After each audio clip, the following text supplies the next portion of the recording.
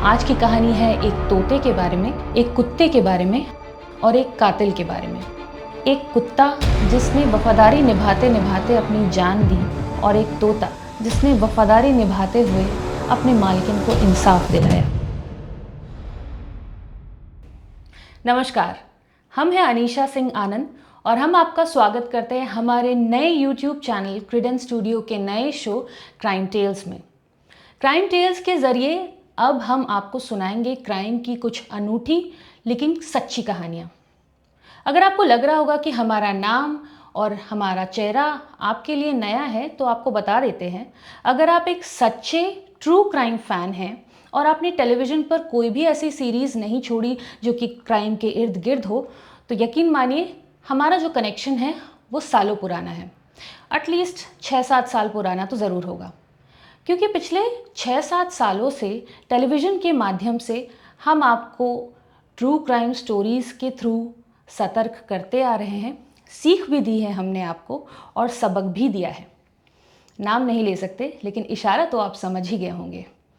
तो हमने सोचा क्यों ना क्राइम की कहानियों को कहने का ये सिलसिला जो है वो हम जारी रखते हैं, और इसलिए हम अपने YouTube चैनल पर ले आए हैं क्राइम टेल्स। तो क्राइम टेल्स की पहली कहानी की तरफ हम बढ़ते हैं।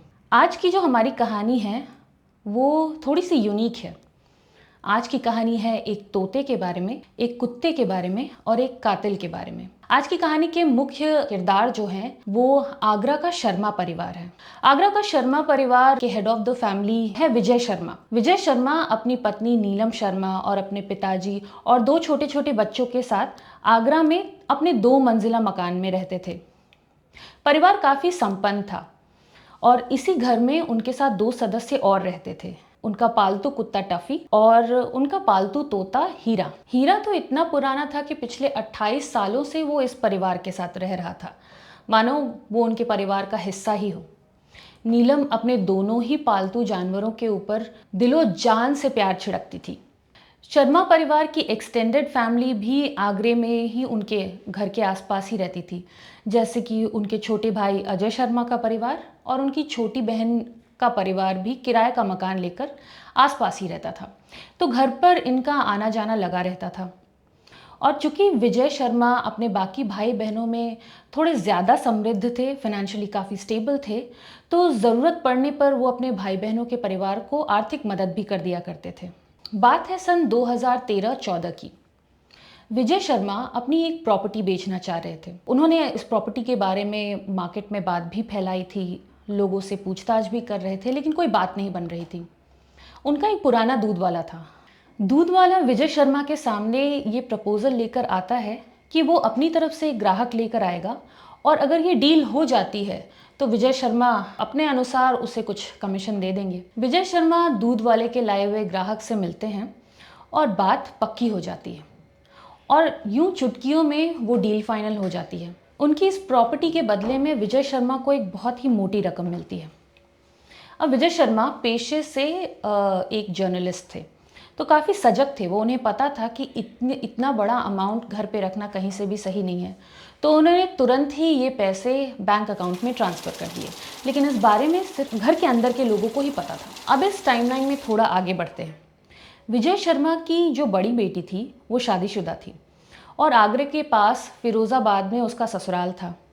फरवरी में उनकी बेटी के देवर की शादी फिक्स होती है और 20 फरवरी का दिन तय किया जाता है। शर्मा परिवार को भी इस शादी में इनविटेशन मिलता है, तो परिवार डिसाइड करता है कि बेटी के घर शादी में विजय शर्मा खुद जाएंगे और वो अपने बाकी 2 छोटे बच्चों को भी लेकर जाएंगे। तो चूँकि फिरोज़ाबाद आगरा से काफ़ी नज़दीक था, तो प्लान ये होता है कि विजय शर्मा शाम को निकलेंगे, रात भर शादी अटेंड करेंगे और सुबह होते होते वो आगरा वापस आ जाएंगे। और उन्होंने किया भी वैसा ही।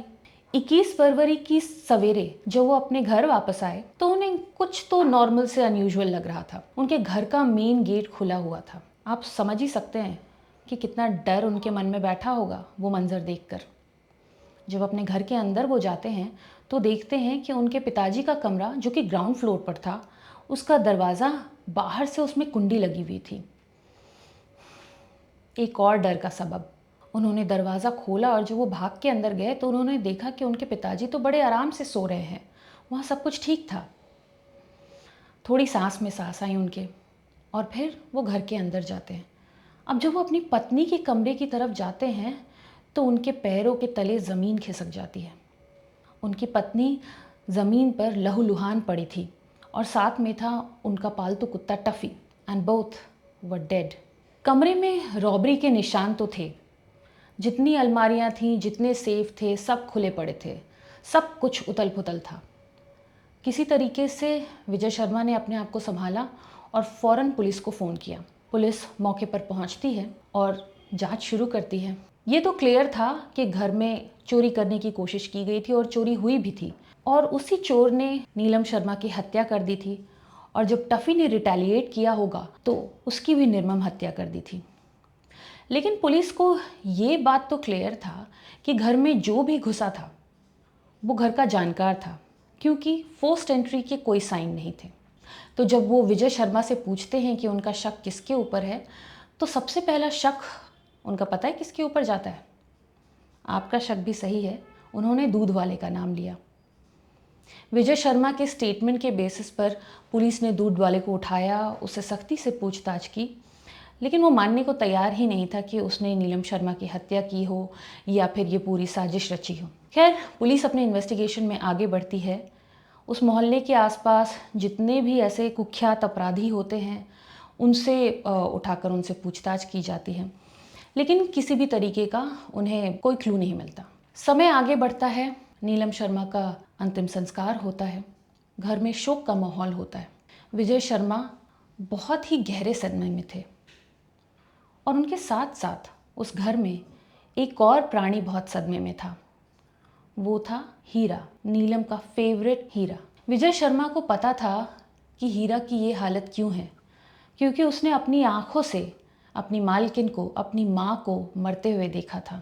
एक यूं ही दोपहरी विजय शर्मा अपना भारी दिल लेकर उस तोते के पास जाते हैं, बैठते हैं, और वो उसको बोलते हैं कि मुझे पता है तू अपनी माँ को याद करता है ना, मुझे पता है तूने खाना पीना इसलिए छोड़ दिया है क्योंकि तूने अपनी माँ की हत्या अपने आंखों के सामने देखी है।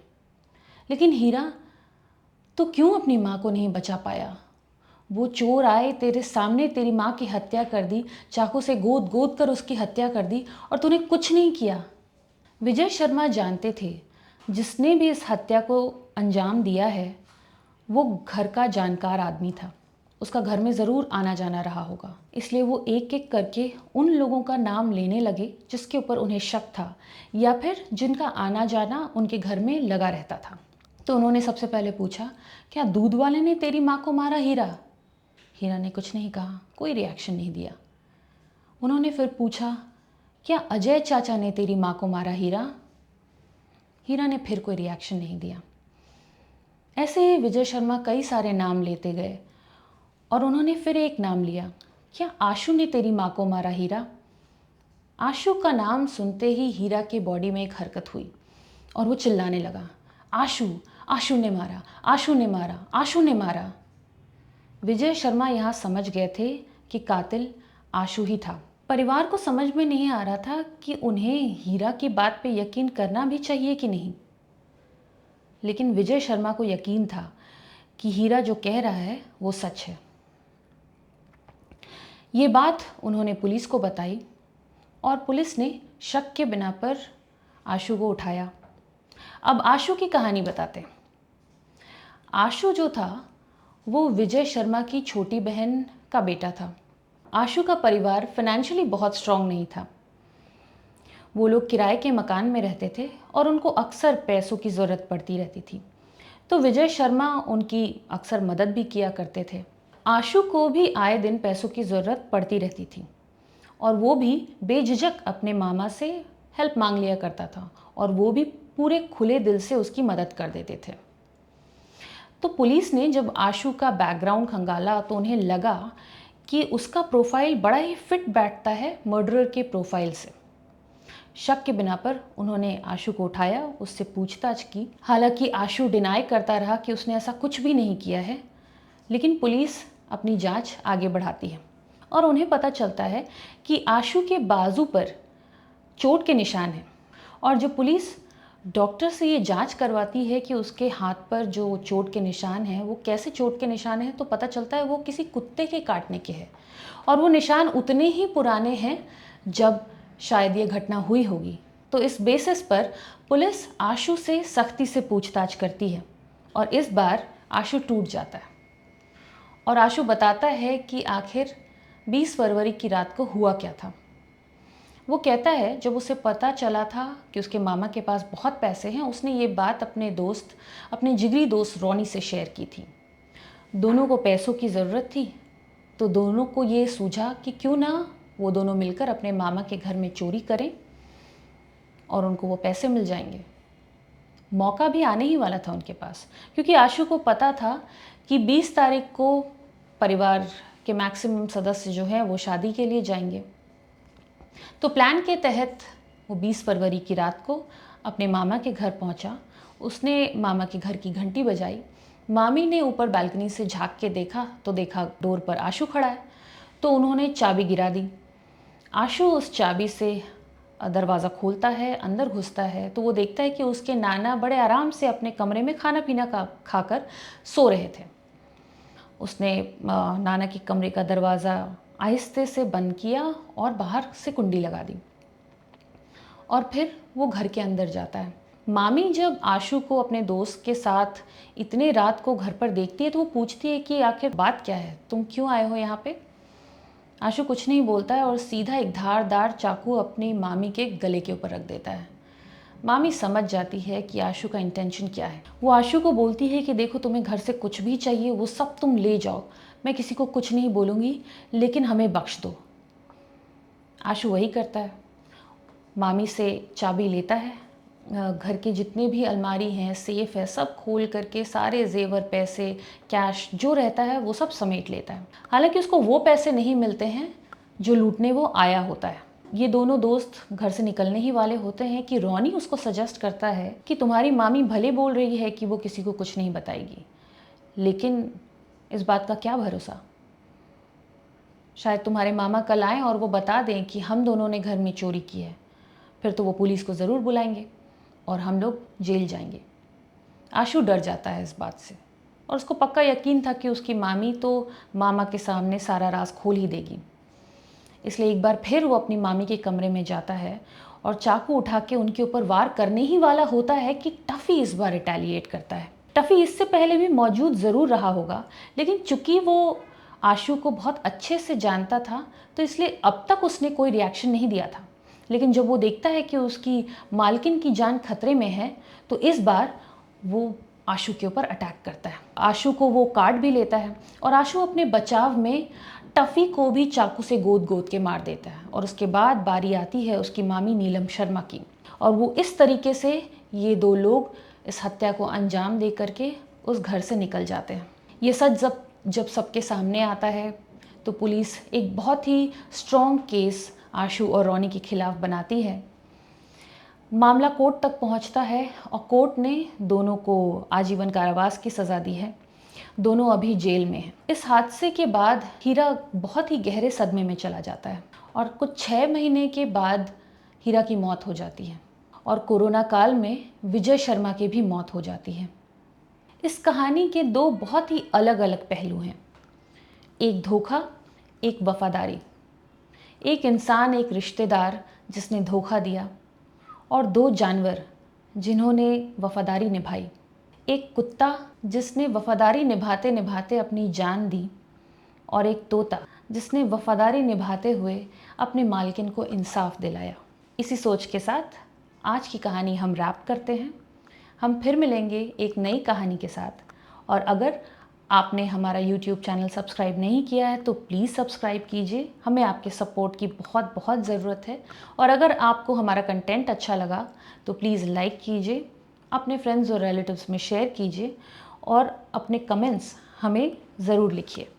Thank you.